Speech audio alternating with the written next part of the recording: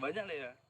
Terlihat para petani timun suri di Desa Terusan Kecamatan Karangjaya, Kabupaten Muratara sedang melakukan penimbangan hasil kebun mereka untuk dijual ke pembeli. Timun suri adalah tumbuhan semusim penghasil buah anggota suku labu-labuan. Buahnya yang setengah masak bisa dijual secara musiman pada bulan puasa karena daging buahnya menjadi komponen minuman penyegar untuk berbuka puasa. Musim panen yang jatuhnya di bulan suci Ramadan dapat meraup berkah bagi para petani timun suri karena pasalnya timun suri saat ini produksinya cukup melimpah. Selain itu, harga jualnya cukup tinggi sehingga para petani tersebut meraup penghasilan jutaan rupiah. Salah satu petani mengatakan timun suri yang ditanam 2 bulan lalu sudah ditargetkan panennya jatuh pada bulan suci Ramadan ini.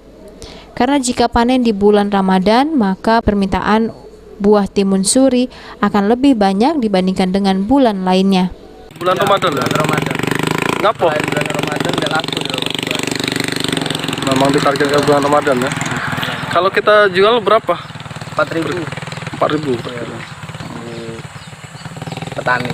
dari petani ya. Itu kita tanam sampai panen itu berapa bulan? 2 bulan. 2 bulan. Semangko. Semangko ya. Balik ke semangko lagi. Kalau omset sekali kita sekali jual itu berapa kita dapat? Tergantung maintenance. Tergantung. Minimal ya sampai lah sehari itu Sejuta ya. tergantung yang beli pula.